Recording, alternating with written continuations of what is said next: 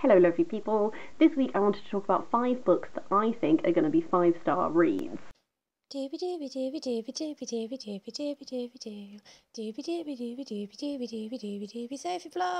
So I've seen people do these videos before where they sort of pick out some books from their shelves that they have to read that they think are going to be like top 5-star reads.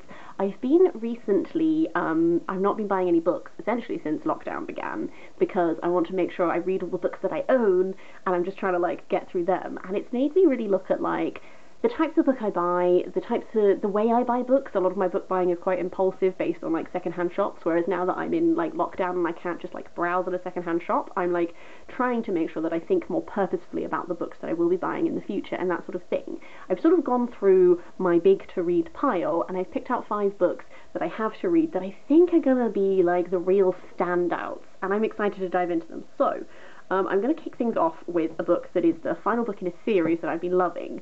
So the first book is The Stone Sky by NK Jemisin.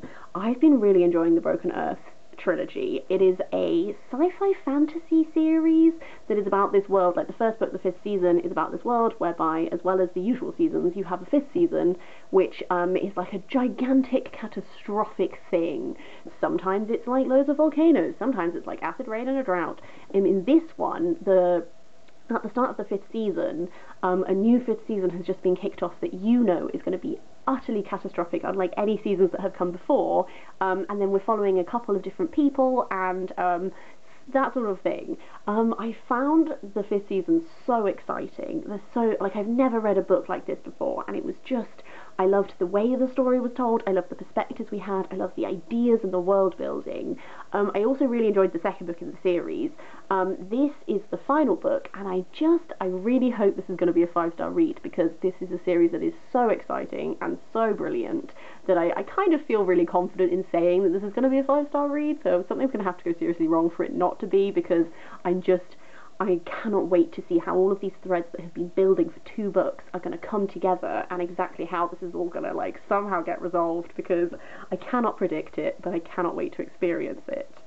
After that is another bit of fantasy. This is Graceling by Kristin Cashore.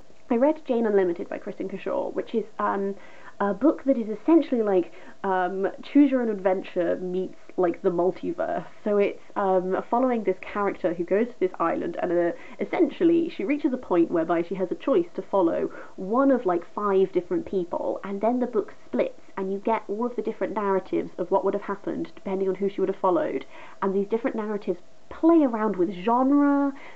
It's another one of those books that is like unlike anything I've ever read, with some really gorgeous ideas, and it was a 5-star read for me. It was absolutely fantastic and I loved it.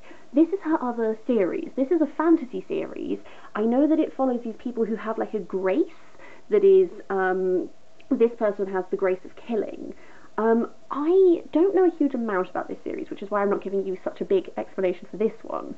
All I know is that based on how much I enjoyed Kristin Cashore's other work, I'm expecting this to be equally as good, although it will be a completely different genre to that other book. So we'll see. Maybe I really like her when she plays around with genre rather than when she does fantasy. I don't know. This is just a series that I'm very intrigued by, and I'm hoping that my previous experience of reading the author and loving her will carry over to this book as well. My final fantasy one for this is Blood in the Mist by Mirrlees. This is a very classic piece of fantasy. This is quite an older piece of fantasy. I know it's fantasy that is more based around like Fae. Blood in the Mist is a prosperous country town situated where 2 rivers meet, the Dal and the Dapple. The Dapple springs from the land of Fairy and is a great trial to Lud, who rejects anything other, preferring to believe only in what is known, what is solid. This is going to get challenged. This is going to be like a real like Fae mixing with the world type thing.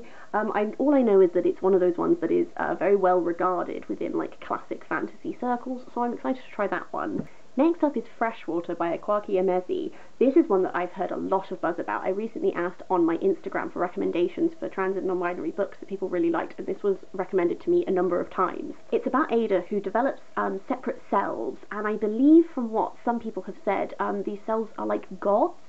I don't know, again, a huge amount about it, but this is an author who I know is very beloved, who is constantly being recommended to me, and this is one that I'm definitely going to be prioritising to read very, very soon, because it sounds extremely exciting, and I just can't wait to see what it actually is like.